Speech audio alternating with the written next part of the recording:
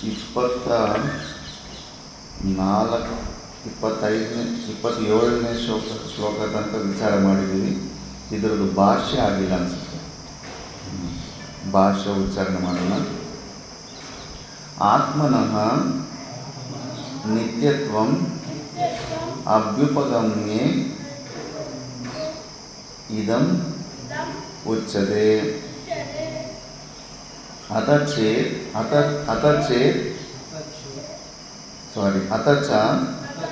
ಇತಿ ಅಭ್ಯುಪಗಮಾರ್ಥಃ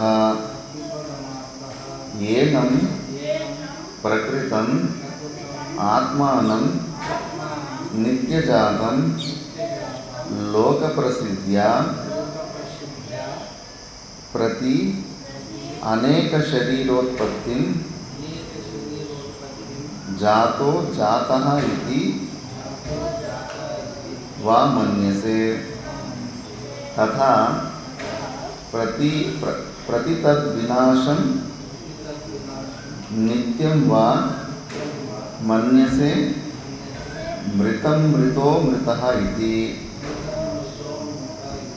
ತಥಾಪಿ ತಥಾಭಾವಿನಿ ಅಪಿ ಆತ್ಮನಿ ತ್ವಂ ಮಹಾಬಾಹೋ ನ ಏವಂ ಶೋಚಿತುಂ ಅರ್ಹಸಿ. ಜನ್ಮವತೋ ಜನ್ಮ ನಾಶವತೋ ನಾಶಶ್ಚ ಇತಿ ಏತೌ ಅವಶ್ಯಂ ಭಾವಿನೌ ಇತಿ. ಆತ್ಮನಃ ಅನಿತ್ಯತ್ವಂ ಅಭ್ಯುಪಗಮೆ ಇದಂ ಉಚ್ಯತೆ. ಅಥ ಚ ಇತಿ ಅಭ್ಯುಪಗಮಾರ್ಥಃ ಏನಂ ಪ್ರಕೃತಂ ಆತ್ಮಾನಂ ನಿತ್ಯಜಾತಾಂ ಲೋಕಪ್ರಸಿದ್ಧ್ಯ ಪ್ರತಿ ಅನೇಕ ಶರೀರೋತ್ಪತ್ತಿಂ ಜಾತೋ ಜಾತ ಇತಿ ಮನ್ಯಸೆ. ತಥಾ ಪ್ರತಿ ತದ್ವಿನಾಶಂ ನಿತ್ಯಂ ವಾ ಮನ್ಯಸೆ ಮೃತಂ ಮೃತೋ ಮೃತ ಇತಿ. ತಥಾಪಿ ತಥಾಭಾವಿನಿ ಅಪಿ ಆತ್ಮನಿ ತ್ವಂ ಮಹಾಬಾಹೋ ಏವಂ ನ ಶೋಚಿತುಂ ಅರ್ಹಸಿ. ಜನ್ಮವತೋ ನಾಶವತೋ ಜನ್ಮ ಚ ಇತಿ ಏತೌ ಅವಶ್ಯಂ ಭಾವಿನೌ ಇತಿ. ಆತ್ಮನಃ ಅನಿತ್ಯತ್ವಂ ಅಭ್ಯುಪಗಮ್ಯ ಇದಂ ಉಚ್ಯತೆ. ಅಥ ಚ ಇತಿ ಅಭ್ಯುಪಗಮ್ಯಾರ್ಥಃ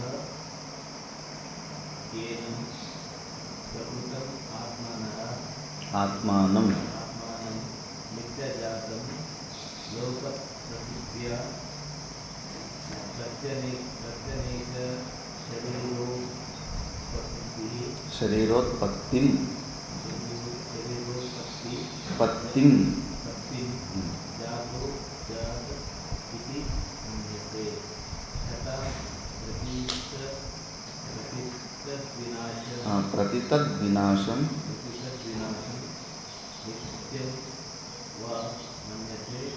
ಮನ್ಯಸೆ ಮೃತಂ ಮೃತೋ ಮೃತ ಇತಿ. ತಥಾಪಿ ತಥಾಭವಿನಿ ಅಪಿ ಆತ್ಮನಿ ತ್ವಂ ಮಹಾಬಾಹೋ ಏವಂ ನ ಶೋಚಿತುಂ ಅರ್ಹಸಿ. ಜನ್ಮವತೋ ನಾಶವತೋ ಜನ್ಮ ಚ ಇತಿ ಏತೋ ಅವಶ್ಯಂ ಭಾವಿನೋ ಇತಿ. ಇದರಲ್ಲಿ ಟೀಕಾದಲ್ಲಿ ಕರೆಕ್ಟ್ ಮಾಡಿಬಿಟ್ಟಿದ್ದಾರೆ. ಜನ್ಮವತೋ ಜನ್ಮ ನಾಶವತೋ ನಾಶ ಅಂತ ಮುಂಚೆ ಮೇಲ್ ವಾಕ್ಯ ಇತ್ತು. ಅದು ಜನ್ಮವತೋ ನಾಶ ಅಂತ ಅಲ್ಲಿ ರೆಕ್ಟಿಫೈ ಮಾಡಿದ್ದಾರೆ. ಮೂಲ ಭಾಷ್ಯದಲ್ಲಿ ಹಿಂಗೆ ಇರುತ್ತೆ. ಅದು ಗೀತಾ ಪ್ರೆಸ್ ರೆಕ್ಟಿಫೈ ಮಾಡಬೇಕು. ಅನ್ವಯ ಮಾಡುವಾಗ ನಾವು ಅರ್ಥ ಮಾಡ್ಕೋಬೇಕು ಭಾಷೆದಲ್ಲಿ. ಸರಿ. ಈಗ ಅರ್ಜುನನು ಭೀಷ್ಮ ಸಾಯ್ತಾನೆ, ದ್ರೋಣ ಸಾಯ್ತಾರೆ, ಅವ್ರು ನಾನು ಕೊಳ್ತೀನಿ ಅಂತ ಕರ್ತೃತ್ವ ಕರ್ಮತ್ವ ಎರಡೂ ಆರೋಪ ಮಾಡ್ತಾ ಇರ್ತಾನೆ ಆತ್ಮದಲ್ಲಿ. ಅಂಥ ಸಮಯದಲ್ಲಿ ಫಸ್ಟ್ ಸಚ್ಚಿದಾನಂದ ಸ್ವರೂಪದ ನಿರ್ಗುಣ ನಿರಾಕಾರ ಸ್ವರೂಪ ನಿಜವಾದ ಸ್ವರೂಪನ ತಿಳಿಸ್ತಾನೆ. ಎಲ್ಲರಲ್ಲೂ ಆ ಸಚ್ಚಿದಾನಂದ ಸ್ವರೂಪ ಅನ್ನೋದು ಕಾಮನ್ ಆಗಿದೆ, ಕಾಮನ್ ಫ್ಯಾಕ್ಟರ್ ಆಗಿದೆ, ಅದು ಒಂದೇ ಆಗಿದೆ, ಅದು ನೀನೇ ಆಗಿದೆ, ನಿನ್ನ ಸ್ವರೂಪ ಆಗಿದೆ. ಮಿಕ್ಕಿದ ಅದಕ್ಕಿಂತ ಅತಿರಿಕ್ತವಾಗಿ ಏನೆಲ್ಲ ಐಡೆಂಟಿಫಿಕೇಷನ್ ಇದೆಯೋ ಅದು ಟೆಂಪ್ರವರಿ ಅಷ್ಟೇ. ಈಗ ಮೋದಿಜಿಗೂ ಇಷ್ಟಕ್ಕೆ ಮುಂಚೆ ಒಂದು ಐಡೆಂಟಿಫಿಕೇಷನ್ ಇತ್ತು, RSS ವರ್ಕರ್ ಅಂತ, ಮತ್ತು ಚಾಯ್ ವಾಲಾ ಅಂತ. ಐಡೆಂಟಿಫಿಕೇಷನ್ ಏನು ಜಾಸ್ತಿ ದಿವಸ ಇತ್ತು, ಸ್ವಲ್ಪ ದಿವಸನೇ. ಈಗ ಪ್ರಧಾನಮಂತ್ರಿ ಅಂತ ಐಡೆಂಟಿಫಿಕೇಷನ್, ಇನ್ನೊಂದು ಜನದಲ್ಲಿ ಇನ್ನೊಂದು ಯಾವುದೋ ಒಂದು ಐಡೆಂಟಿಫಿಕೇಷನ್. ಅಂಥ ಐಡೆಂಟಿಫಿಕೇಷನ್ ಎಲ್ಲ ಅವೆಲ್ಲ ಅನಿತ್ಯವಾದಂಥ ಐಡೆಂಟಿಫಿಕೇಷನ್. ನಿಜವಾದ ಐಡೆಂಟಿಫಿಕೇಷನ್ ಸಚ್ಚಿದಾನಂದ ಸ್ವರೂಪ ಅನ್ನೋದು ಇರೋದ್ರಿಂದ ಸರಿ ಆದಷ್ಟು ಬೇಗ ಜೀರ್ಣ ಆಗೋದಿಲ್ಲ. ಸರಿಯಪ್ಪ, ನಿನಗೆ ಅದು ನಿರ್ಗುಣ ನಿರಾಕಾರ ಸ್ವರೂಪದ ಮಾತುಗಳು ಸರಿಯಾಗಿ ಜೀರ್ಣ ಆಗ್ತಾಯಿಲ್ಲ ಅಂದರೆ ನೀನು ಜೀವನೇ ಅನ್ಕೋ, ಸೂಕ್ಷ್ಮ ಶರೀರನೇ ಅನ್ಕೋ. ಅದಕ್ಕೆ ಸೂಕ್ಷ್ಮ, ಈಗ ಯಾರಾದರೂ ಮೃತ್ಯು ಆಗಿಬಿಟ್ರೆ ನಿರ್ಯಾಣ ಅಂತಾರೆ. ನಿರ್ಯಾಣ ಅಂದರೆ ಕೇವಲ ಸ್ಥೂಲ ಶರೀರನ ಬಿಟ್ಟು ಹೋಗಿರೋದನ್ನು ನಿರ್ಯಾಣ ಅಂತಾರೆ. ಆದರೆ ಸನ್ಯಾಸಿಗಳು ಯಾರಾದರೂ ಶರೀರ ಬಿಟ್ಟು ಹೋದಾಗ ಅವರಿಗೆ ನಿರ್ವಾಣ ಅಂತಾರೆ. ನಿರ್ವಾಣ ಅಂದರೆ ಸೂಕ್ಷ್ಮ ಶರೀರ ವಿಚ್ಛೇದ ಅಂತ. ನಿರ್ಯಾಣ ಅಂದರೆ ಸ್ಥೂಲ ಶರೀರ ವಿಚ್ಛೇದ, ಇದು ಎಲ್ಲರಿಗೂ ಸಾಮಾನ್ಯವಾಗಿರುತ್ತೆ. ನಿರ್ವಾಣ ಅಂದರೆ ಅದು ಸೂಕ್ಷ್ಮ ಶರೀರ ವಿಚ್ಛೇದ ಆಗಬೇಕು. ಸರಿ, ನೀವು ಸ್ಥೂಲ ಶರೀರ ಅಟ್ಲೀಸ್ಟು ಭಾರತ ದೇಶದಲ್ಲಿ ಸನಾತನ ಧರ್ಮದಲ್ಲಿ ಪ್ರತಿಯೊಬ್ಬರು ಮಿನಿಮಮ್ ಕಾನ್ಸೆಪ್ಟ್ ಎಲ್ಲರಿಗೂ ವಿಶ್ವಾಸ ಇದೆ. ಕೆಲವರು ಬಿಟ್ಟರೆ, ಕೆಲವರು ನಾಸ್ತಿಕರು ಬಿಟ್ಟರೆ ಎಲ್ಲರಿಗೂ ಈಗ ಸತ್ತ ಮೇಲೆ ಮತ್ತೆ ಇನ್ನೊಂದು ಜನ್ಮ ಸಿಗುತ್ತೆ, ಇಷ್ಟಕ್ಕೆ ಮುಂಚೆ ಕೂಡ ನಾವು ಇನ್ನೊಂದು ಜನ್ಮದಲ್ಲಿದ್ವಿ, ಪುನರ್ಜನ್ಮದ ಬಗ್ಗೆ ವಿಶ್ವಾಸ ಇದೆ. ಆದ್ದರಿಂದ ಈ ಸ್ಥೂಲ ಶರೀರಕ್ಕಿಂತ ಅತಿರಿಕ್ತವಾಗಿ ನನ್ನದೊಂದು ಒಳಗಡೆ ಒಂದು ಸ್ವರೂಪ ಇದೆ ಅನ್ನೋದು ಸಾಮಾನ್ಯವಾಗಿ ಎಲ್ಲರಿಗೂ ಗೊತ್ತಿದೆ. ಆ ಜೀವನೇ ಅನ್ಕೋ ಫಾರ್ ಎ ಟೈಮ್ ಬೀಯಿಂಗ್. ಅಭ್ಯುಪಗಮವಾದ ಅಂದ್ರೆ ಫಾರ್ ಎ ಟೈಮ್ ಬೀಯಿಂಗ್. ಸರಿ ಅಪ್ಪ, ನೀನು ಯಾವ ಸ್ಥಿತಿಲಿದೆ ಅದೇ ಸ್ಥಿತಿಲಿ ಹಂಗೆ ಅನ್ಕೋ, ನೀನು ಜೀವ ಅಂತ ಅನ್ಕೋ. ನೀನು ಜೀವ ಸ್ವರೂಪ ಅಂತ ಅಂದ್ಕೊಂಡ್ರೂ ಕೂಡ ಈ ಸ್ಥೂಲ ಶರೀರಗಳ ವಿಯೋಗದ ಬಗ್ಗೆ ನೀನು ಚಿಂತೆ ಮಾಡಬೇಕಾಗಿಲ್ಲ. ಅದನ್ನೇ ಭಾಷೆದಲ್ಲಿ ಹೇಳ್ತಾ ಇದ್ದಾರೆ. ಫಸ್ಟು ಅತಚ ಇತಿ ಅಭ್ಯುಪಗಮಾರ್ಥ ಅಂತ ಸುಮ್ಮನೆ ಇರ್ತಾರೆ, ಸ್ವೀಕಾರ ಮಾಡ್ತಾ ಇಲ್ಲ ಕೃಷ್ಣ ಪರಮಾತ್ಮ ಜೀವದೇ ನಿನ್ನ ಸ್ವರೂಪ ಅಂತ. ಆದರೂ ನಿನಗೆ ನಿರ್ಗುಣ ನಿರಾಕಾರ ಸ್ವರೂಪ ಅರ್ಥ ಆಗ್ತಾ ಇಲ್ವಲ್ಲ, ನೀನು ಜೀವ ಅಂತಾದರೂ ಅನ್ಕೋ, ಆದರೂ ಪರವಾಗಿಲ್ಲ. ನಿತ್ಯ ಸಚ್ಚಿದಾನಂದ ಸ್ವರೂಪ ಆದರೂ ಅನ್ಕೋ. ಯಾವ ಥರ ಅಂದ್ಕೊಂಡ್ರೂ ಕೂಡ ಏನಂ ಪ್ರಕೃತಂ ಆತ್ಮಾನಂ ನಿತ್ಯ ಜಾತಂ ಲೋಕ ಪ್ರಸಿದ್ಧಿಯ ಪ್ರತಿ ಅನೇಕ ಶರೀರೋತ್ಪತ್ತಿ ಜಾತಃ ಇತಿವ ಮನ್ಯಸಿ. ಇದು ಮಾತ್ರ ಎಲ್ಲರಿಗೂ ಗೊತ್ತು. ನಾವು ಒಬ್ಬರೇ ಒಳಗಡೆ ಇರೋ ಜೀವ ಒಂದೊಂದು ಜನ್ಮದಲ್ಲಿ ಒಂದೊಂದು ಶರೀರ ತಗೊಂಡು ಎಷ್ಟೋ ಶರೀರಗಳು ತಗೊಳ್ಳೋದು ಬಿಡೋದು ಎಷ್ಟೋ ಮಾಡಿಬಿಟ್ಟಿದ್ದೀವಿ. ಇಷ್ಟೊಂದು ಬ್ರಹ್ಮನ ದ್ವಿತೀಯ ಪರಾರ್ಧ ನಡೀತಾ ಇದೆ ಅಂದರೆ ಕೋಟಿ ಗಟ್ಟಲೆ ಸಂಖ್ಯೆ ಬರುತ್ತೆ. ವರ್ಷ ಅಷ್ಟು ವರ್ಷಗಳಲ್ಲಿ ಎಷ್ಟು ಜನ್ಮಗಳು ತಗೊಂಡಿರ್ತೀವಿ ಅಂದರೆ ಲೆಕ್ಕ ಕೂಡ ಸಿಗೋದಿಲ್ಲ. ಅಷ್ಟು ಜನ್ಮಗಳಲ್ಲಿ ಎಷ್ಟು ಶರೀರಗಳು ಹಾಕ್ಕೊಂಡು ತೆಗೆದುಬಿಟ್ಟಿರ್ತೀವೋ ಅದನ್ನೆಲ್ಲ ಫಾಸ್ಟ್ ಫಾರ್ವರ್ಡ್ ಮಾಡಿಬಿಟ್ಟು ನಮ್ಮದೇನೋ ತೋರಿಸ್ಬಿಟ್ರೆ ಶರ್ಟ್ ಹಾಕ್ಕೊಂಡು ಶರ್ಟ್ ತೆಗೆದಂಗೆ ಎಷ್ಟೋ ಶರೀರಗಳನ್ನು ನಾವು ಧಾರಣೆ ಮಾಡ್ಕೊಂಡು ಮತ್ತೆ ಹಂಗೆ ಬಿಟ್ಬಿಟ್ಟಿರ್ತೀವಿ. ಇದು ಕೂಡ ಅಷ್ಟೇ, ಒಂದು ಶರ್ಟ್ ಥರನೇ ಅಷ್ಟೇ ಈ ಶರೀರ ಅಂತ. ಮಾತಾ ಮಾಣಿಕೇಶ್ವರಮ್ಮ ಅವ್ರು ಹಿಂಗೆ ಅಂತಿದ್ರು, ಈ ಚೊಕ್ಕ ಜೀರ್ಣ ಮೈಪಿಂದ ನಯನ ಇಂಕು ಚೊಕ್ಕ ಎಸ್ಕೋವಾಲಿ ಅಂತಿದ್ರು. ಅಂದರೆ ಈ ಶರೀರ ಬಿಟ್ಟು ಇನ್ನೊಂದು ಶರೀರ ಧಾರಣೆ. ಅವರು ದತ್ತಾತ್ರೇಯ ಸ್ವರೂಪರಲ್ಲ, ಮತ್ತೆ ಲೋಕ ಕಲ್ಯಾಣಾರ್ಥ ಕಲಿಯುಗ ಅಂತ ತನಕ ಅವರು ಮತ್ತೆ ಶರೀರಗಳು ಧಾರಣೆ ಮಾಡಿಕೊಂಡು ಈ ಜ್ಞಾನನ ಪ್ರಬೋಧ ಮಾಡಬೇಕಂತ ಅವ್ರ ಪ್ರಾರಬ್ಧನೇ ಹಂಗಿದೆ ಅಂತಾರೆ.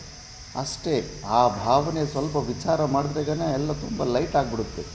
ಇಲ್ಲ ಅಂದರೆ ಮನಸ್ಸು ನಮಗೆ ಜೀವ ಭಾವದಲ್ಲಿ ಸಿಕ್ಕಾಕ್ಸಿ ಬಿಟ್ಟು ಈಗ ಮಹಾಭಾರತದಲ್ಲಿ ಒಂದು ಪ್ರಸಂಗ ಬರುತ್ತೆ, ಹಾವುಗಳಿಗೆ ತಾಯಿ ಶಾಪ ಕೊಟ್ಟಿರ್ತಾಳಲ್ಲ, ಅವರು ರಕ್ಷಣೆ ಮಾಡೋದಕ್ಕೆ ಎಷ್ಟು ಪ್ರಕಾರದ ವಿಚಾರಗಳು ಮಾಡ್ತಾರಂದರೆ ಸೇಮ್ ನಮ್ಮ ಚರಿತ್ರೆನೇ ಇದ್ದಂಗಿರುತ್ತೆ. ಬದುಕಬೇಕು, ಈ ಶರೀರ ರಕ್ಷಣೆ ಮಾಡ್ಕೋಬೇಕು ಅನ್ನೋ ಚೇಷ್ಟೆಯಿಂದ ಎಷ್ಟು ವಿಕೃತಿಗಳು ಎಷ್ಟು ವಿಕಾರಗಳೆಲ್ಲ ಬರ್ತಾವಂತ ಆ ಹಾವುಗಳು ಮಹಾಭಾರತದಲ್ಲಿ ಕದ್ರುವಿನ ಮಕ್ಕಳು ಆ ಜನ್ಮೇಜಯ ಯಜ್ಞದಲ್ಲಿ ಆ ಸರ್ಪಯಾಗದಲ್ಲಿ ಹೆಂಗೆ ಬದುಕಬೇಕು, ಏನೆಲ್ಲ ಉಪಾಯ ಮಾಡಿದ್ರೆ ಆಗುತ್ತೆ ಅಂದ್ಬಿಟ್ಟು ಎಷ್ಟು ಕುಟಿಲತೆ ಇದೆ, ಎಷ್ಟು ಕ್ರೂರವಾಗಿ ಯೋಚನೆ ಡಿಸ್ಕಷನ್ ಮಾಡ್ತಾರೆ. ಹೆಂಗೆ ಮಾಡೋಣ, ಆ ಶಾಪದಿಂದ ವಿಮುಕ್ತಿ ಹೊಂದಬೇಕು ಅನ್ನೋದು ಅವರು ವಿಚಾರ ಮಾಡೋ ಶೈಲಿ ನೋಡಿಬಿಟ್ರೆ ನಮಗೆ ಓಹೋ ಇದೆಲ್ಲ ನಮ್ಮ ಚರಿತ್ರೆಯೇ ಇದು ಅಂತ. ನಾವು ಕೂಡ ಅಷ್ಟೇ ಅಲ್ಲ, ಈ ಶರೀರ ರಕ್ಷಣಾರ್ಥದ ಸಲುವಾಗಿ ಎಷ್ಟು ಪ್ಲ್ಯಾನ್ಗಳು, ಎಷ್ಟು ಸ್ಕೆಚ್ಗಳು, ಎಷ್ಟೊಂದು ಸಮಸ್ಯೆಗಳು. ದ್ವಿತೀಯಾತ್ ಬೈ ಭಯಂ ಭವತಿ. ಪರೀಕ್ಷಿತ್ ಮಹಾರಾಜ್ ಕೂಡ ಅಷ್ಟೇ. ಇನ್ನು ತಕ್ಷಕ 7 ದಿವಸದಲ್ಲಿ ನಿನ್ನ ಕಚ್ಚಿ ನಿನ್ನ ಪ್ರಾಣ ಹೋಗುತ್ತೆ ಅಂತ ಋಷಿ ಶಾಪ ಇತ್ತು. ಹಾವು ಯಾವುದೋ ಋಷಿ ತಪಸ್ ಮಾಡ್ತಿದ್ರೆ ಋಷಿ ಮೇಲೆ ಹೋಗಿ ಮಾತಾಡ್ತಾನೆ. ಅವ್ರು ಧ್ಯಾನ ಮಗ್ನದಲ್ಲಿರೋರು ಹೊರಗಡೆ ಒಂದೊಂದ್ಸತಿ ಹೊರಗಡೆ ಇರೋ ಕಾಲು ಅವ್ರು ಆನ್ಸರ್ ಮಾಡಲ್ಲ. ಹಂಗೆ ಅರ್ಧ ತೆಗೆದುಕೊಂಡು ಧ್ಯಾನ ಅವಸ್ಥೆಯಲ್ಲಿದ್ರೇಗೇನು ಆ ರಾಜನಿಗೆ ಪರೀಕ್ಷಿತನಿಗೆ ಆವತ್ತು ಜರಾಸಂಧ ಕಿರೀಟ ಮನೆಯಲ್ಲಿರುತ್ತೆ. ಈಗ ಜರಾಸಂಧನ ಸೋಲಿಸ ಮೇಲೆ ಅವನ ಕಿರೀಟ ಅಂತಂದು ಮನೇಲಿ ಇಟ್ಕೊಂಡಿರ್ತಾರೆ ಪಾಂಡವರು, ತಾತ ಮುತ್ತಾಂದರು. ಆ ಕಿರೀಟ ನೋಡೋಕ್ಕೆ ಚೆನ್ನಾಗಿರುತ್ತೆ ಅಂತ ಜರಾಸಂಧನ ಕಿರೀಟ ತಲೆ ಮೇಲೆ ಇಟ್ಕೊಂಡು ಹೋಗಿರ್ತಾರೆ.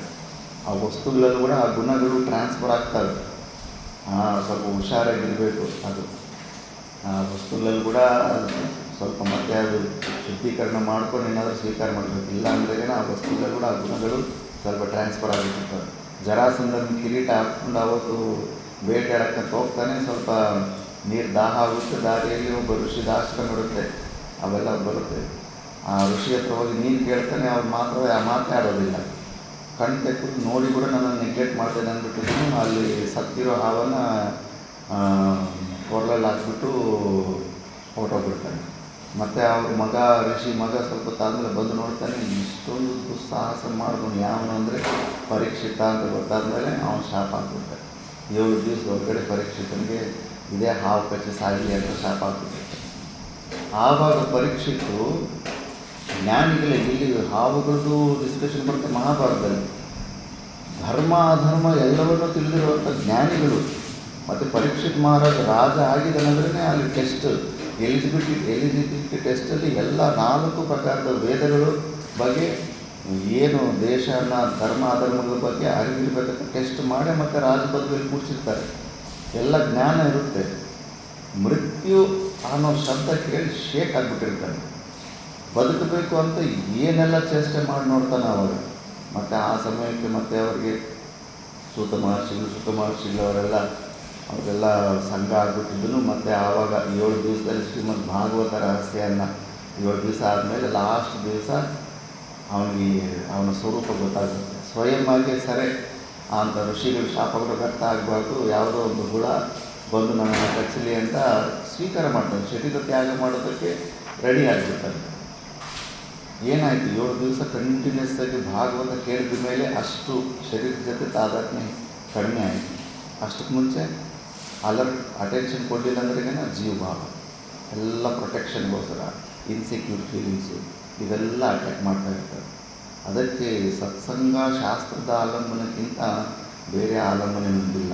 ಇದು ಡೈಲಿ ಒಂದು 3 ಗಂಟೆ ಡೋಸ್ ಬೀಳ್ತಾ ಇತ್ತಂದ್ರೆಗನ ಈ ಜೀವಭಾವದಿಂದ ಡೈಲ್ಯೂಟ್ ಮಾಡೋಕ್ಕೆ ಸಾಧ್ಯ ಆಗುತ್ತೆ. ಇದಿಲ್ಲ ಅಂದರೆ ಶರೀರ ರಕ್ಷಣಾರ್ಥದ ಸಲುವಾಗಿ ಎಲ್ಲ ನಾವು ಸಿಕ್ಕಾಕೊಂಡ್ಬಿಡ್ತಾರೆ. ಇಲ್ಲಿ ಏನಾಯಿತು, 7 ದಿವಸದಲ್ಲಿ ಶ್ರೀಮದ್ ಭಾಗವತಕ್ಕೆ ಮುಂಚೆ ಅಷ್ಟು ಭಯಭೀತನಾಗಿ ಸಂರಕ್ಷಣೆ ಮಾಡ್ಕೊಳ್ಳೋಕ್ಕೆ ಪ್ರಯತ್ನ ಮಾಡ್ತಾ ಇದ್ದವನು 7 ದಿವಸ ಶ್ರೀಮದ್ ಭಾಗವತ ಕೇಳಿದ ಮೇಲೆ ಸ್ವಯಂವಾಗಿ ಸ್ವೀಕಾರ ಮಾಡಿಬಿಡ್ತಾನೆ. ಹೋಗಿ ಶರೀರ ಹೋಗಿ ಅಂತ. ಅಷ್ಟು ಬಲ ಇರುತ್ತೆ ಸತ್ಸಂಗದ ಜ್ಞಾನದ ಬಲ ಅಷ್ಟು ಇರುತ್ತೆ. ಪರೋಕ್ಷ ಜ್ಞಾನ ಆದರೂ ಕೂಡ ಸ್ಥೂಲ ಶರೀರಕ್ಕೆ ಅತಿರಿಕ್ತ ಜೀವಭಾವ ಅಂತ ನಮ್ಮ ಸ್ವರೂಪ ನಮಗೆ ಗೊತ್ತಾದರೂ ಕೂಡ ಈ ಸ್ಥೂಲ ಶರೀರ ವಿಯೋಗದ ಬಗ್ಗೆ ನಾವು ಚಿಂತೆ ಮಾಡೋದಿಲ್ಲ. ಅದಕ್ಕೆ ಅದನ್ನು ಅಂತಾರೆ, ಕೇವಲ ನೀನು ಸೂಕ್ಷ್ಮ ಶರೀರ ಅಂತ ಅನ್ಕೋ, ಆದರೂ ಕೂಡ ನೀನು ಈ ಸ್ಥೂಲ ಶರೀರದ ವಿಯೋಗದಿಂದ ನೀನು ದುಃಖ ಪಡೋ ಅವಶ್ಯಕತೆ ಇಲ್ಲ. ಯಾಕಂದರೆ ದುಃಖ ಪಡೋದ್ರಿಂದ ಏನಾದರೂ ಪ್ರಯೋಜನ ಇದ್ದರೆ ದುಃಖ ಪಡಬೇಕು. ಏನೂ ಪ್ರಯೋಜನ ಇರೋದಿಲ್ಲ. ಯಾವುದು ಎಲ್ಲರೂ ಬಿಟ್ಟು ಹೋಗಬೇಕಾಗಿರೋದು. ಎಂಥ ಮಹಾ ತಪಸ್ವಿಗಳಾಗಲಿ ಯಾರೇ ಆಗಲಿ ಭೂಲೋಕದಲ್ಲಿ ಹುಟ್ಟಿದ್ದಾರೆ ಅಂದರೆ ಮತ್ತೆ ಶರೀರನ ಬಿಟ್ಟು ಹೋಗಲೇಬೇಕಾಗುತ್ತೆ. ಯಾರಿಗೂ ಪರ್ಮನೆಂಟ್ ಇಲ್ಲ ಇದು. ಸಾಕ್ಷಾತ್ ಬ್ರಹ್ಮ ಕೂಡ ಪ್ರಲಯ ಕಾಲದಲ್ಲಿ ಅವನ ಶರೀರ ಕೂಡ ಎಲ್ಲ ಲಯ ಆಗಿಬಿಡುತ್ತೆ ನಿರ್ಗುಣ ನಿರಾಕಾರ ಸ್ವರೂಪದಲ್ಲಿ. ಮತ್ತು ಅದು ಯಾವತ್ತಿದ್ರೂ ಕೂಡ ನಾವು ಪ್ರಯತ್ನ ಮಾಡಿ ಇಟ್ಕೋಬೇಕು ಅಂದ್ಕೊಂಡು ಕೂಡ ಇರೋದಿಲ್ಲ ಈ ಶರೀರ ಅಂತ ತಾನಂತಾನು ಹೋಗ್ತಾ ಇದ್ದಾಗ ಅದ್ರ ಬಗ್ಗೆ ಮೋಹ ಇಟ್ಕೋಬಾರ್ದು ಅಂದ್ಬಿಟ್ಟು. ಅದಕ್ಕೆ ನೆಕ್ಸ್ಟ್ ಶ್ಲೋಕದಲ್ಲಿ ಹೇಳ್ತಾ ಇದ್ದಾನೆ. ಜಾತಸ್ಯ ಭಾಷ್ಯ ಹೋದ ಶ್ಲೋಕ ಆಗಿದೆ. ಜಾತಸ್ಯ ಹಿ ಲಬ್ಧ ಜನ್ಮನಃ ಧ್ರುವಃ ಅವ್ಯಭಿಚಾರಿ ಮೃತ್ಯು ಮರಣಂ ಧ್ರುವಂ ಜನ್ಮ ಮೃತಸ್ಯ ಚ ತಸ್ಮಾತ್ ಅಪರಿಹಾರ್ಯಃ ಅಯಂ ಜನ್ಮ ಮರಣ ಲಕ್ಷಣಃ ಅರ್ಥಃ ತಸ್ಮಿನ್ ಅಪರಿಹಾರ್ಯೇ ಅರ್ಥೆ ನತ್ವಂ ಶೋಚಿತುಮರ್ಹಸಿ. ಇದು ಉಚ್ಚಾರಣೆ. ಜಾತಸ್ಯ ಹಿ ಅನರ್ಥಜನ್ಮನಃ ಅಯಂಚಾರಿ ಮೃತ್ಯುಃ ಮರಣಂ ಧ್ರುವಂ ಜನ್ಮ ಮೃತಸ್ಯ ಚ ತಸ್ಮಾತ್ ಅಪರಿಹಾರ್ಯೇ ಅಯಂ ಜನ್ಮ ಮರಣಲಕ್ಷಣಃ ಅರ್ಥಃ ತಸ್ಮಿನ್ ಅಪರಿಹಾರ್ಯೇ ಅರ್ಥೆ ನ ತ್ವಂ ಶೋಚಿತುಂ ಅರ್ಹಸಿ. ಜಾತಸ್ಯ ಹಿ ಲಬ್ಧಜನ್ಮನೋ ಧ್ರುವಃ ಅವ್ಯಭಿಚಾರಿ ಮೃತ್ಯುಃ ಮರಣಂ ಧ್ರುವಂ ಜನ್ಮ ಮೃತಸ್ಯ ಚ ತಸ್ಮಾತ್ ಅಪರಿಹಾರ್ಯಃ ಅಯಂ ಜನ್ಮ ಮರಣ ಲಕ್ಷಣಃ ಅರ್ಥಃ ತಸ್ಮಿನ್ ಅಪರಿಹಾರ್ಯ ಅರ್ಥ ನ ತ್ವಂ ಶೋಚಿತುಂ ಅರ್ಹಸಿ. ಅರ್ಹಸಿ. ಜಾತಸ್ಯ ಹಿ ಯಾಕೆ ಕಾರಣ ನೀವು ಶೋಕ ಮಾಡಬಾರ್ದು ಅಂದರೆ ಕಂಪಲ್ಸರಿ. ಜಾತಸ್ಯ ಹಿ ಅಂದರೆ ಲಬ್ಧ ಜನ್ಮನಃ, ಯಾರಿಗೆ ಜನ್ಮ ಬಂದಿರುತ್ತೋ ಧ್ರುವ ನಿಶ್ಚಯವಾಗಿ ಅವ್ಯಭಿಚಾರಿ ಮೃತ್ಯು ಮರಣಂ ಧ್ರುವಂ 100% ಅವನಿಗೆ ಸಾವು ಬಂದೇ ಬರುತ್ತೆ. ಮತ್ತು ಜನ್ಮ ಮೃತಸ್ಯ ಚ ಜನ್ಮ ಚ ಸತ್ತಿರೋನು 100% ಮತ್ತೆ ಜನ್ಮಕ್ಕೆ ಬರಲೇಬೇಕು. ಒಂದು ಎಷ್ಟು ಅವ್ಯಕ್ತ ರೂಪದಲ್ಲಿ ವೇಟಿಂಗ್ ಲಿಸ್ಟಲ್ಲಿ ಎಷ್ಟು ದಿವಸ ಆಯ್ತು ಬಿಡಿ, ಮತ್ತೆ ಯಾವತ್ತೇ ಆಗಲಿ ಮತ್ತೆ ಜನ್ಮಕ್ಕೆ ಬರಲೇಬೇಕು. ಸಂಚಿತ ಕರ್ಮಗಳು ಎಷ್ಟು ದೊಡ್ಡ ಲಿಸ್ಟ್ ಇರುತ್ತೆ ಅಂದರೆ ಪ್ರತಿಯೊಂದು ಯೋನಿಗೆ ಹೋಗುವಷ್ಟು ಕರ್ಮಗಳಿರ್ತಾವೆ ನಮ್ಮ ಹತ್ರ. ಆದ್ದರಿಂದ ಅದು ಕಂಪಲ್ಸರಿ ಮತ್ತೆ ವಾಪಸ್ ಬರಲೇಬೇಕು. ತಸ್ಮಾತ್ ಅದಕ್ಕೆ ಅಪರಿಹಾರ್ಯ ಅಯಂ ಜನ್ಮ ಮರಣ ಲಕ್ಷಣ ಅರ್ಥಃ. ಇದನ್ನು ನೀನು ಏನು ಮಧ್ಯದಲ್ಲಿ ನೀನು ರಿಪೇರಿ ಮಾಡೋಕ್ಕಾಗಲ್ಲ, ನಿನ್ನ ಕೈಗೆ ಸ್ಟಾಪ್ ಮಾಡೋದಕ್ಕಾಗೋದಿಲ್ಲ. ನಿನ್ನ ಕೈಗೆ ಇಲ್ಲ ಇದು, ನಿನ್ನ ಕಂಟ್ರೋಲಲ್ಲಿ ಇಲ್ಲ ಇದು. ನೀನು ಜೀವ ಅಂತ ಅಂದ್ಕೊಂಡ್ರು ಕೂಡ ನೀನು ಈ ಸ್ಥೂಲ ಶರೀರ ನಿನ್ನ ಕಂಟ್ರೋಲ್ ಇಲ್ಲ. ನಾನು ಇದರಲ್ಲೇ ಇರಬೇಕು ಅಂದ್ಕೊಂಡು ಮ್ಯಾಕ್ಸಿಮಮ್ ಅಂದ್ರೇಗೇ ಇನ್ನು ಯೋಗಿಗಳ ಥರ ಪ್ರಾಣವಾಯುವನ್ನು ಬಂಧನ ಮಾಡ್ಕೊಂಡೇನೋ ಕುಂಭಕ ರೇಚಕದಲ್ಲಿ ಸ್ಥಿರ ಆಗಿಬಿಟ್ರೆಗೇನ ಆ ಥರ ಸ್ಥಿರ ಆಗಿಬಿಟ್ರು ಕೂಡ ಅವರು ಅವ್ರ ಸುತ್ತಮುತ್ತಲು ಏನಾದರೂ ಹುತ್ತ ಅಂತ ಏನಾದರೂ ಇರ್ತಾವೆ, ಚೆದುಲು ಎಲ್ಲ ಮೂಳೆಗಳು ಎಲ್ಲ ತಿಂದುಬಿಟ್ಟು ಡೈರೆಕ್ಟು ಪಾಂಚಭೌತಿಕ ವಸ್ತು ಶರೀರದಲ್ಲಿರುತ್ತೆ, ಅದು ಹಂಗೆ ಲಯ ಆಗಿಬಿಟ್ಟಿರುತ್ತೆ. ಹಿಮಾಲಯ ಬೆಟ್ಟದಲ್ಲಿ ಸುಮಾರು ಜನಕ್ಕೆ ಗೊತ್ತಿಲ್ಲ, ಹೆಲಿಕಾಪ್ಟರ್ ಕ್ರ್ಯಾಶ್ಗಳು ಸಿಕ್ಕಾಪಟ್ಟೆ ಆಗ್ತಾ ಇರ್ತವೆ. ಅವ್ರಿಗೆ ಕೆಳಗಡೆ ನೋಡಿದ್ರೆ ಮೆಟಲ್ ಡಿಟೆಕ್ಟ್ರಲ್ಲಿ ಯಾವುದು ಏನು ಮೆಟಲ್ಲು ಮ್ಯಾಗ್ನೆಟು ಪದಾರ್ಥ ಅಂಥದ್ದು ಏನು ಇಲ್ಲವೇ ಇಲ್ಲ. ಆದರೂ ಕೂಡ ಫುಲ್ಲು ಗ್ರಾವಿಟೇಷನಲ್ ಫುಲ್ಲು ಹೇಳ್ಕೊಂಡ್ಬಿಟ್ಟು ಎಷ್ಟೋ ಆಕ್ಸಿಡೆಂಟ್ಗಳಾಗ್ತವೆ. ಯಾಕಂದರೆ ಅಲ್ಲೆಲ್ಲ ಗುಹೆಗಳು ಮಾಡಿಕೊಂಡು ತಪಸ್ಸು ಕೂತಿರೋರು ಹಂಗೆ ಕುಂಭಕ ರೇಚಕದಲ್ಲಿದ್ದು ಅವರ ಶರೀರಗಳು ಹಂಗೆ ಮಣ್ಣು ಜೊತೆ ಮಿಕ್ಸ್ ಆಗಿಬಿಟ್ಟು ಮಣ್ಣೆ ಹಾಕ್ಬಿಟ್ಟಿರ್ತಾರೆ. ಬೌದ್ಧರಿಗೂ ಎಷ್ಟೋ ಜನ ಆ ಥರ ಸಮಾಧಿ ಸ್ಥಿತಿಯನ್ನು ಹೊಂದಿರೋರು ಈಗಲೂ ಕೂಡ ಅವ್ರ ಶರೀರನ ಸ್ವಲ್ಪ ಫಾರ್ಮಲ್ಡಿಹೈಡಲ್ಲಿ ಎಲ್ಲ ಇಟ್ಟು ನೋಡಿದ್ದಾರೆ. ಅದು ಶ್ರಿಂಕ್ ಆಗ್ತಾ ಒಂದು ಕಲ್ಲು ಗುಂಡು ಥರ ಆಗಿಬಿಡುತ್ತೆ ಶರೀರ. ಚೆನ್ನಾಗಿ ಪದ್ಮಾಸದಲ್ಲಿ ಕೂತಿರೋ ಅಂಥ ಶರೀರ ವರ್ಷ ಶ್ರಿಂಕ್ ಆಗಿ ಒಂದು ಕಲ್ಲಿನ ಗುಂಡು ಥರ ತಯಾರಾಗ್ಬಿಡುತ್ತೆ. ಒಂದು ಗುಂಡು ಮಣ್ಣೆ ಅಲ್ಲ, ಪಾಂಚಭೌತಿಕ ಪದಾರ್ಥ. ಅದಕ್ಕೆ ಟೈಮ್ ಇರುತ್ತೆ. ನೀನು ಪ್ರಾಣವಾಯುವನ್ನು ಬಂಧನ ಮಾಡಿದೆ, ಶರೀರದಲ್ಲಿ ಏನೆಲ್ಲ ಇರುತ್ತೆ ಆದರೂ ಶರೀರ ಪಾಂಚಭೌತಿಕವಾಗಿ ಅದು ಲೀನ ಆಗಿಬಿಟ್ಟಿರುತ್ತೆ, ಅದರಲ್ಲಿ ಲೀನ ಆಗಿಬಿಡುತ್ತೆ. ಅದಕ್ಕೆ ಅದು ನಮಗೆ ಮಣ್ಣು ಗುಡ್ಡ ಥರನೇ ಕಾಣಿಸ್ತಾ ಇರುತ್ತೆ ಹಿಮಾಲಯ ಪರ್ವತದಲ್ಲಿ. ಆದರೆ ಅದು ಎಷ್ಟೋ ಜನ ಯೋಗಿಗಳು ಆ ಥರ ತಪಸ್ಸಾಗಿ ಹಂಗೆ ಮಣ್ಣು ಪಾಂಚಭೌತಿಕದಲ್ಲಿ ಬಿಟ್ಟಿದ್ದಾರೆ. ಮತ್ತು ಅವ್ರ ಮೇಲೆ ಯಾವುದೇ ಪಕ್ಷಿ ಆಗಲಿ ಯಾವುದೇ ಆಗಲಿ ಮೇಲ್ಗಡೆ ಹೋದ್ರೆ ಅವ್ರ ಶಕ್ತಿ ಕ್ಷೀಣ ಆಗಿಬಿಡುತ್ತೆ ಯೋಗಿಗಳ ಮೇಲೆ. ಅದಕ್ಕೆ ಹಿಮಾಲಯದಲ್ಲಿ ಅಲ್ಲಿ ಇಲ್ಲಿ ಸುಮಾರು ಜನ ಚಪ್ಪಲಿ ಹಾಕ್ಕೊಳ್ಳೋದಿಲ್ಲ. ಯಾಕಂದರೆ ಅವ್ರಿಗೆ ಇವೆಲ್ಲ ಭಾವನೆ ಇರುತ್ತೆ, ಇಲ್ಲೆಲ್ಲ ದೊಡ್ಡ ಮಹಾಯೋಗಿಗಳೆಲ್ಲ ತಪಸ್ಸು ಮಾಡ್ಕೊಳ್ತ ಮೇಲೆ ಆಗಿರುತ್ತೆ. ಈಗೆಲ್ಲ ಕಲಿಯುಗ ಎಲ್ಲ ಅಲ್ಲಿ ಕೂಡ ಮಧುಪಾನ ಸುರಾಪಾನ ಎಲ್ಲ ಅಲ್ಲಿ ಕೂಡ ಹಿಮಾಲಯ ಮೇಲೆ ಕೂಡ ಸೇರ್ಕೊಂಡ್ಬಿಟ್ಟಿದ್ದಾವೆ. ಆ ಥರ ಬಚ್ಚು ಆ ಥರ ಮ್ಯಾಕ್ಸಿಮಮ್ ನೀನು ಕುಂಭಕರೇಶ್ವರದಿಂದ ಇರ್ಬೋದು ಅಷ್ಟೇ, ಬಟ್ ಶರೀರ ಮಾತ್ರ ನೀನು ಇಟ್ಕೊಳ್ಳೋಕ್ಕಾಗೋದಿಲ್ಲ. ಅಲ್ಲಿ ಕಾಮಾರೆಡ್ಡಿ ಶಬರಿ ಮಾತಾಡೋರು, ಅವರು 7 ವರ್ಷ ಸಮಾಜ ಸ್ಥಿತಿಯಲ್ಲಿ ಕೂತಿದ್ರೆ ಫುಲ್ಲು ಚದಲೆಲ್ಲ ಸ್ಕಿನ್ನನ್ನು ತಿಂದುಬಿಟ್ಟಿರ್ತಾರೆ, ಮೂಲೆಗಳು ಹಂಗೆ ವೈಟ್ ಕಾಣಿಸ್ತಾ ಇತ್ತಂತೆ ಅವ್ರಿಗೆ. ಶರೀರ ಮಾತ್ರ ಅದು ಡಿಕಂಪೋಸ್ ಆಗಿಬಿಡ್ತಾ ಇರುತ್ತೆ. ಅದಕ್ಕೆ ಅದು ನಿಶ್ಚಿತವಾಗಿದೆ. ಈ ಸ್ಥೂಲ ಶರೀರಗಳ ವಿಯೋಗನ ನೀನು ಕೈಲಿ ನಿಲ್ಲಿಸೋದಕ್ಕೆ ಸಾಧ್ಯವೇ ಇಲ್ಲ. ಮತ್ತು ಏನಕ್ಕೆ ನೀನು ಸುಮ್ಮನೆ ದುಃಖ ಪಟ್ಟಾಗ ಏನು ಕಾರಣ, ಅದರಿಂದ ಪ್ರಯೋಜನ ಏನಾದರೂ ಇರುತ್ತೆ? ಸುಮ್ಮನೆ ಏನು ಪ್ರಯೋಜನ ಇಲ್ಲ. ಅಡಿಕ್ಟ್ ಆಗಿಬಿಟ್ಟಿದ್ದೀನಿ ನಾನು. ಅದು ಯಾವುದೋ ಒಂದು ಕರುಳಿನ ಕೂಗು ಅಂತ ಕನ್ನಡದಲ್ಲಿ ಒಂದು ಸಿನಿಮಾ ಬಂದಿತ್ತು, ಸಣ್ಣ ವಯಸ್ಸಿನಲ್ಲಿದ್ದಾಗ. ಅದು ನೋಡಿ ಸುಮ್ಮನೆ ಎಲ್ಲರೂ ಥಿಯೇಟ್ರಲ್ಲಿ ಖರ್ಚು ಕೂಡ ಕಟ್ತಾಯಿದ್ರು ಓಡಿಸ್ಕೊಳ್ಳೋದಕ್ಕೆ.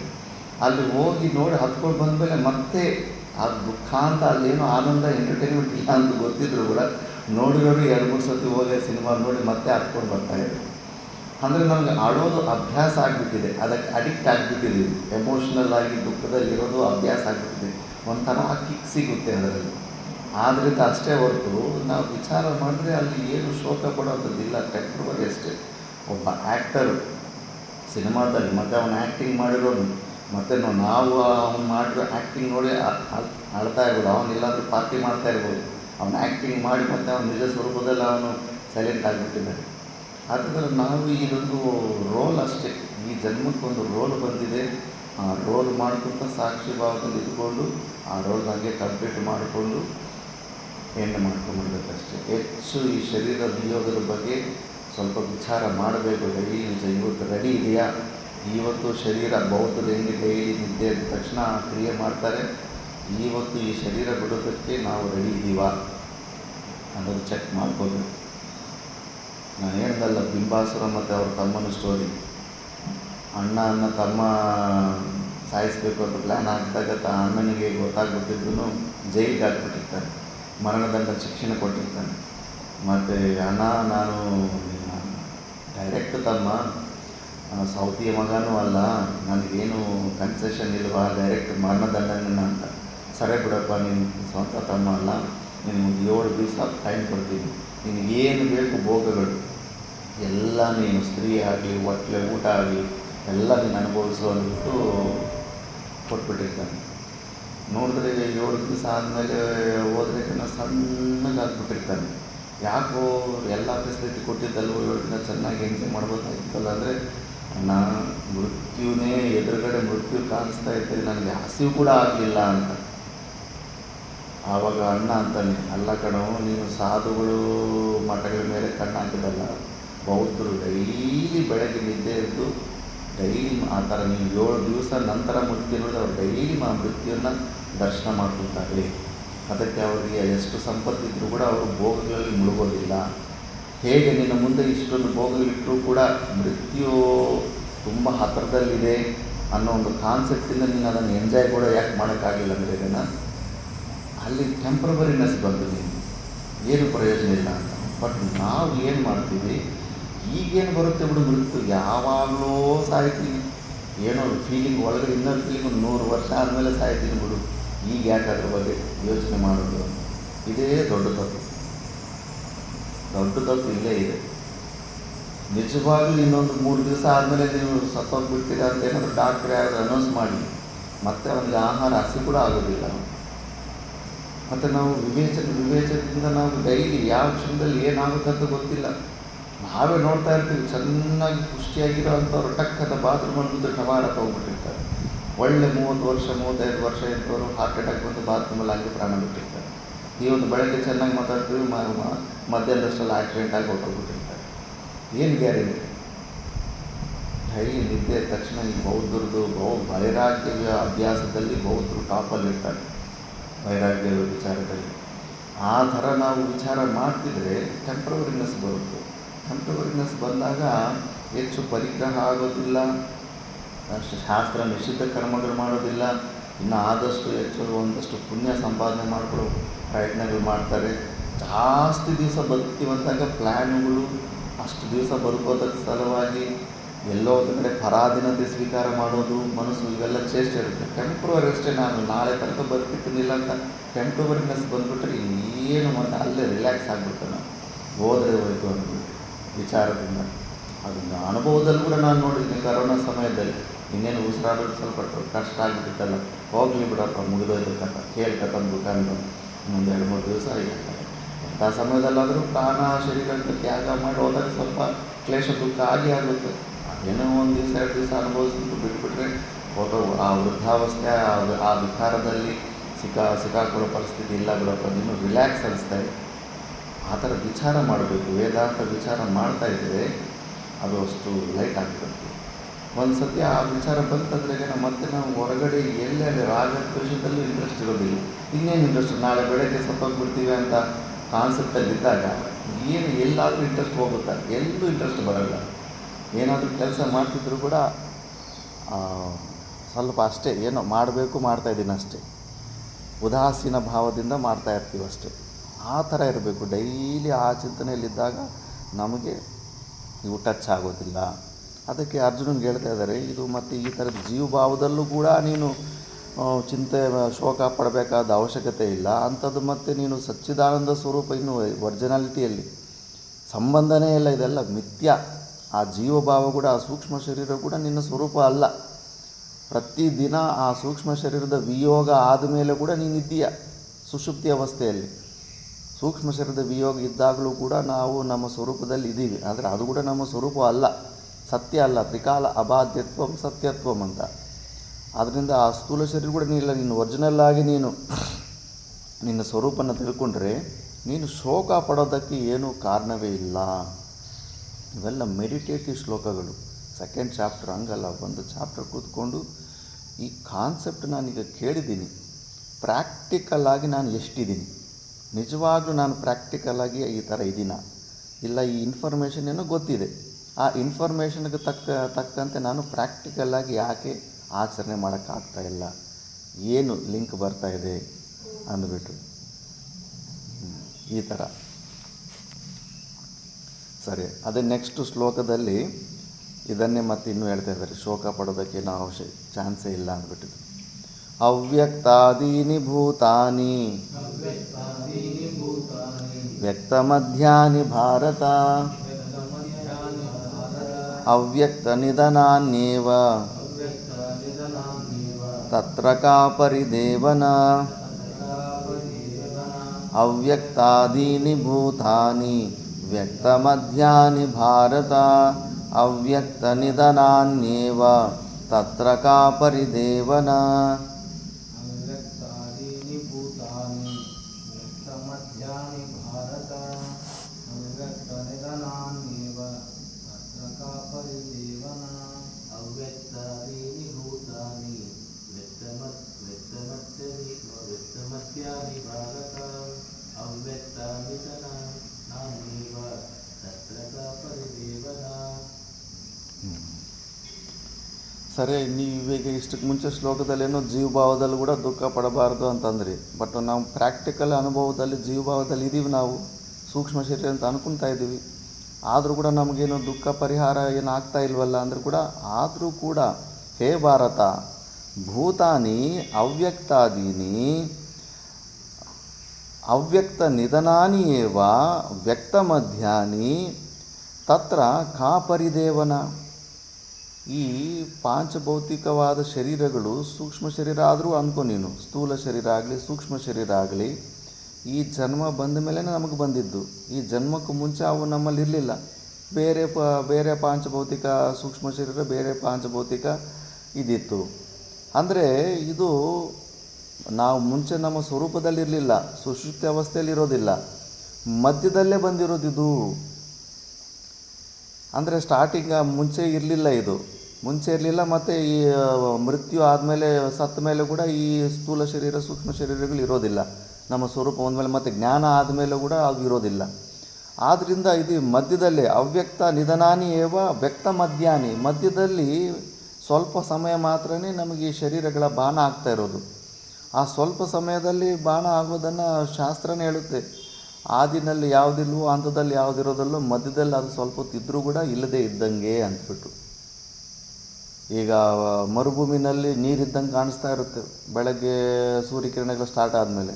ಸಾಯಂಕಾಲ ಸೂರ್ಯಕಿರಣಗಳೆಲ್ಲ ಎಂಡಾದಮೇಲೆ ಮತ್ತೆ ಅಲ್ಲಿ ನೀರು ಥರ ಕಾಣಿಸೋದಿಲ್ಲ. ಅಂದರೆ ಮಧ್ಯದಲ್ಲಿ ಡೇ ಟೈಮಲ್ಲೆಲ್ಲ ಏನು ನೀರು ಥರ ಕಾಣಿಸ್ತಾ ಇತ್ತು ಅದು ಸ್ಟಾರ್ಟಿಂಗಲ್ಲಿ ಇರಲಿಲ್ಲ, ಮತ್ತು ಸಾಯಂಕಾಲ ಸೂರ್ಯಕಿರಣ ಹೋದ ಮೇಲೆ ಕೂಡ ಇರೋದಿಲ್ಲ. ಸುಮ್ಮನೆ ಮಧ್ಯದಲ್ಲಿ ಸೂರ್ಯಕಿರಣ ಇರೋ ತನಕ ಅಲ್ಲಿ ನೀರಿದ್ದಂಗೆ ಮಿರಾಜ್ ವಾಟರ್ ಕಾಣಿಸ್ತಾ ಇರುತ್ತೆ. ಆ ಥರ ಮಧ್ಯದಲ್ಲಿ ಸ್ವಲ್ಪ ಹೊತ್ತು ಕಾಣಿಸಿ ಮತ್ತು ಯಾವುದು ನಷ್ಟ ಆಗ್ತಾ ಇರುತ್ತೋ ಅದು ಇದ್ದರೂ ಕೂಡ ಇಲ್ಲದೇ ಇದ್ದಂಗೆ ಅಂದ್ಬಿಟ್ಟು ಈ ಶರೀರಗಳು ಕೂಡ ಅಷ್ಟೇ ನಮಗೆ ಈ ಜನ್ಮದಲ್ಲೇ ಸ್ಟಾರ್ಟಿಂಗ್ ಬಂದಿದೆ, ಮಧ್ಯದಲ್ಲಿ ಬಂದಿದೆ, ಇದು ಆ ಲಾಸ್ಟಿಂಗಲ್ಲಿ ಹಂತದಲ್ಲಿ ಇದು ಇರೋದಿಲ್ಲ. ಆದ್ದರಿಂದ ಈ ಭಾವನೆಯಿಂದ ಕೂಡ ನೀನು ಕಾಪರಿವೇದನ ಯಾಕೆ ನೀನು ಶೋಕ ಮಾಡೋದಕ್ಕೆ ಏನು ಕಾರಣ ಇದೆ ಅಂತ ಸುಮ್ಮನೆ ಅಷ್ಟೇ ವಿಚಾರ ಮಾಡ್ತಾ ಇಲ್ಲ ನಾವು. ಈ ಶರೀರದ ಜೊತೆ ಇರೋ ಮೋಹ ಅದೇ ಸಹಸ್ರವಿಷ್ಟಿಕ ಧನಷ್ಟಃ ಅಂದ್ಬಿಟ್ಟು ಅದು ಎಷ್ಟು ದೊಡ್ಡ ಪಾಪ ಅಂದರೆ ಶಾಸ್ತ್ರ ಹೇಳುತ್ತಲ್ಲ, ಗೋಹತ್ಯ, ಗುರುಹತ್ಯ, ಮಾತೃಹತ್ಯ, ಪಿತೃಹತ್ಯ ಎಲ್ಲ ಪ್ರಕಾರದ ಪಾಪಗಳಿಗೂ ಪರಿಷ್ಕಾರ ಇದೆ ಕರ್ಮಕಾಂಡದಲ್ಲಿ. ಈ ಥರ ಅನುಷ್ಠಾನಗಳು ಮಾಡಿಬಿಟ್ರೆ ಈ ಗೋಹತ್ಯ ಪಾಪ ಹೊರಟೋಗುತ್ತೆ. ಈ ಥರ 3 ವರ್ಷ 6 ವರ್ಷ ಪ್ರಾಣಾಯಾಮ ಮಾಡಿದ್ರೆ ಗುರುಹತ್ಯ ಪಾಪ ಕೂಡ ಹೋಗ್ಬಿಡುತ್ತೆ. ಈ ಥರ ಎಷ್ಟೋ ಎಲ್ಲದಕ್ಕೂ ಇದಿದೆ. ಬಟ್ ಈ ದೇಹಾತ್ಮ ಬುದ್ಧಿ, ನಾನು ಈ ಶರೀರ ಅನ್ನೋ ಒಂದು ಏನು ಪಾಪ ಕೆಲಸ ಮಾಡ್ತೀವಿ, ಎಲ್ಲ ಪಾಪಗಳಿಗೆ ಮೂಲ ಪಾಪ ನಾನು ಈ ಶರೀರ ಅಂತ ಅಂದ್ಕೊಳ್ಳೋದು. ಆ ಪಾಪಕ್ಕೆ ಶಾಸ್ತ್ರದಲ್ಲಿ ಕರ್ಮಕಾಂಡದಲ್ಲಿ ಯಾವುದು ವಿಧಾನವೇ ಇಲ್ಲ ಅಂತೆ. ಅಷ್ಟು ದೊಡ್ಡ ಮಹಾಪಾಪ ಇದು. ಅಷ್ಟು ದೊಡ್ಡ ಮಹಾಪಾಪದಲ್ಲಿ ನಾವು ಯಾಕೆ ಮಾಡಬೇಕು? ತೆಕ್ಕೊಂಬಿಡಬೇಕು. ಈ ಶರೀರದಲ್ಲಿ ನಾನು ಅನ್ನೋ ಭಾವನೆ, ಈ ಶರೀರಕ್ಕೆ ಸಂಬಂಧಪಟ್ಟವರಲ್ಲಿ ನಮ್ಮವರು ಮಮ ಭಾವ ಅನ್ನೋದು ಇವೆರಡೂ ತೆಕ್ಕೊಂಬಿಡಬೇಕು. ತೆಕ್ಕೊಳ್ಳಿಲ್ಲ ಅಂದ್ರೆಗನ ತುಂಬ ದೊಡ್ಡ ಹಾನಿ ಆಗ್ತಾಯಿದೆ. ಶರೀರಗಳ ಜೊತೆ ಇರೋ ಸಂಬಂಧನೇ ನಮಗೆ ಶೋಕ ಮೋಹ ಎಲ್ಲ ಇದೇ ತಂದು ಕೊಡೋದು. ಮೇಯ್ನ್ ಇಲ್ಲೇ ಪ್ರಾಕ್ಟಿಕಲಾಗಿ ಇಲ್ಲಿ ಫೇಲ್ ಆಗ್ತಾಯಿದ್ದೀವಿ. ಶರೀರದ ಜೊತೆ ನಮ್ಮ ತಾದಾತ್ಮ್ಯನ ತೆಕ್ಕೊಳ್ಳೋಕ್ಕಾಗ್ತಾಯಿಲ್ಲ. ಇನ್ಫಾರ್ಮೇಷನ್ ಕಂಪ್ಲೀಟ್ ಆಗಿದೆ, ಪ್ರಾಕ್ಟಿಕಲಾಗಿ ಅದನ್ನು ತೆಕ್ಕೊಳ್ಳೋಕ್ಕಾಗ್ತಾಯಿಲ್ಲ. ಇನ್ನೂ ಈ ಶರೀರದಲ್ಲಿರೋ ನಮ್ಮ ಒಂದು ಅಹಂಕಾರ ಅದು ತುಂಬ ಡೈಲ್ಯೂಟ್ ಆಗಬೇಕಾ ಅವಶ್ಯಕತೆ ಇರುತ್ತೆ. ಯಾವತ್ತು ಅದು ಡೈಲ್ಯೂಟ್ ಆಗುತ್ತೋ ಪ್ರಾಕ್ಟಿಕಲಿ ಆವಾಗ ಸುಖ ದುಃಖಗಳು ಏನು ನಮ್ಮನ್ನು ಟಚ್ ಮಾಡೋದಕ್ಕಾಗೋದಿಲ್ಲ. ಅದಕ್ಕೆ ಈ ಮೋಹ ಇತ್ತು ಅಂದ್ಕೊಳ್ಳಿ, ಮೃತ್ಯು ಸಮಯ ಬಂದಾಗ ಸಹಸ್ರವೃಷ್ಟಿಕ ದಂಷ್ಟಃ 1000 ಚೇಳುಗಳು ಕಚ್ಚಿದ್ರೆ ಎಷ್ಟು ನೋವಾಗುತ್ತೋ ಅಷ್ಟು ನೋವಾಗುತ್ತಂತೆ. ಋಷಿಕೇಶಲ್ಲಿ ಒಬ್ಬರು ಯೋಗಿ ಇದ್ದಾರೆ, ಅದು ನೋಡಪ್ಪ, ಅದು ಕೇವಲ ಮೋಹನೇ ಅಷ್ಟು ನೋವು ಅಷ್ಟೇ. ಮೋಹ ಹೋಯ್ತಂದ್ರೆಗನ ಈ ಶರೀರ ವಿಯೋಗ ಪರಮಾನಂದ ಅಂತಾರೆ. ತಲೆ ಮೇಲೆ ಇರೋ ಭಾರನ ಕೆಳಗಡೆ ಇಟ್ಟರೆ ಎಷ್ಟು ರಿಲ್ಯಾಕ್ಸ್ ಆಗುತ್ತೋ, ಈ ಶರೀರನ ಬಿಟ್ಟುಬಿಟ್ರೆಗನ ಮೋಹನ ಕಳ್ಕೊಂಡಿರೋಂಥ ವ್ಯಕ್ತಿಗಳಿಗೆ ಇದು ದೊಡ್ಡ ಲಗೇಜ್ ಥರ ಕಾಣಿಸ್ತಾ ಇರುತ್ತಂತೆ, ಎಕ್ಸ್ಟ್ರಾ ಲಗೇಜ್. ಅಷ್ಟು ರಿಲ್ಯಾಕ್ಸ್ ಆಗುತ್ತೆ ಅಂತ ಅವ್ರು ಎಲ್ಲರನ್ನು ಭಕ್ತನ ಕೂಡಿಸ್ಕೊಂಡು ಸ್ವರೂಪ ಸ್ಥಿತಿಯಲ್ಲಿ ಸ್ಥಿತರಾಗಿ ಅವ್ರ ಶರೀರ ಬಿಟ್ಟು ನೋಡ್ತಾರೆ. ಏನು ಪ್ರಕಾರದ ಶರೀರದಲ್ಲಿ ಯಾವುದೇ ಪ್ರಕಾರದಂಥ ವಿಲಾಪನೆ ಇರೋದಿಲ್ಲ. ಈಗ ಪ್ರಾಣ ಶರೀರ ಬಿಟ್ಟು ಹೋದಾಗ ಹಿಂಗೆ ಒದ್ದಾಡೋದು ಹೂ ಅಂತಾರಲ್ಲ, ಯೋಗಿಗಳದ್ದು ಹಂಗಿರಲ್ಲ. ಜ್ಞಾನ ನಿಷ್ಠೆಲಿರೋದು ಸೈಲೆಂಟಾಗಿ ಕೂತ್ಕೊಂಡು ಓಂ ತತ್ ಸತ್ ಅಂತಾರೆ, ಇಲ್ಲ ಹರ್ ಹರ್ ಮಹಾದೇವ್ ಅಂದ್ಕೊಂಡು ಪ್ರಾಣ ಬಿಟ್ಟೋಗ್ಬಿಟ್ಟು, ಇಲ್ಲ ಸೈಲೆಂಟಾಗಿ ಏನು ಶಬ್ದ ಇಲ್ದಿರೇ ಸೈಲೆಂಟಾಗಿ ಹಂಗೆ ಯಾವುದೇ ಪ್ರಕಾರದ ಬಾಡಿ ಲ್ಯಾಂಗ್ವೇಜಲ್ಲಿ ಹೆದರಿಕೆ ಆಗಲಿ ಅವೆಲ್ಲ ಏನು ಕಾಣಿಸೋದೇ ಇಲ್ಲ. ಈ ಶರೀರದ ಮೇಲೆ ಮೋಹ ಇದ್ದಾಗ ಪ್ರಾಣ ನಮ್ಮ ಶರೀರ ಬಿಟ್ಟು ಹೋದಾಗ ಗತಿ, ಪ್ರಾಣ ಬಿಟ್ಟು ಹೋಗ್ತಾಯಿದೆ ಅಂದರೆ ಗತಿ ಯಾವುದು, ಈ ಲೋಕ ಬಿಟ್ಟು ಇನ್ನೊಂದು ಶರೀರಕ್ಕೆ ಹೋಗ್ತಾಯಿದೆ ಅಂತ. ಆವಾಗ ನೋಡಿ ಬಾಡಿ ಲ್ಯಾಂಗ್ವೇಜ್ ನೋಡಿ ಎಷ್ಟು ಹೆದರ್ಕೊಂಡ್ಬಿಟ್ಟಿರ್ತಾರೆ. ಪ್ರಾಣದಲ್ಲಿ ಡೀಪ್ ಬ್ರೀತ್ ಹ್ಞೂ ಅಂತ ಆಯುಷ್ ಜಾಸ್ತಿ ತೆಕ್ಕೊಂಡು ಹಂಗೆ ಪ್ರಾಣ ಬಿಡ್ತಾರೆ. ಮೋಹನೇ ಕಾರಣ. ಅದು ವಿಚಾರದಿಂದ ಡೈಲಿ ಮತ್ತೆ ಮನಸ್ಸಿಗೂ ಇದನ್ನೇ ರಿಪೀಟಾಗಿ ಇದೇ ವಿಷಯನ ಸಮಾಧಾನ ಮಾಡಿಸಿ ಅಭ್ಯಾಸ ಮಾಡ್ಕೊತಾ ಇದ್ದರೆ ಅದು ಸಾಧ್ಯ ಆಗುತ್ತೆ. ಒಂದೇ ಸತಿ ಆ ಲಾಸ್ಟ್ ಮೂಮೆಂಟಲ್ಲಿ ಆ ಥರ ಮಾಡಬೇಕಂದ್ರೆ ಕಷ್ಟ ಆಗುತ್ತೆ. ಈ ಥರ ಪರಮಾತ್ಮ ಅಂತಾನೆ ನೀನು ತತ್ರಕಾ ಪರಿದೇವನ, ನೀನು ದುಃಖ ಪಡೋದಕ್ಕೆ ಕಾರಣನೇ ಇಲ್ಲ ಅಂತಾರೆ. ಮಿಕ್ಕಿದ ಭಾಷೆ ನಾವು ನೆಕ್ಸ್ಟ್ ಕ್ಲಾಸಲ್ಲಿ ನೋಡೋಣ. ಓಂ ಪೂರ್ಣಮದ ಪೂರ್ಣಮಿದಂ ಪೂರ್ಣಾತ್ ಪೂರ್ಣಮುದಚ್ಯತೆ ಪೂರ್ಣಸ್ಯ ಪೂರ್ಣಮಾದಾಯ ಪೂರ್ಣಮೇವಾವಶಿಷ್ಯತೆ. ಓಂ ಶಾಂತಿ.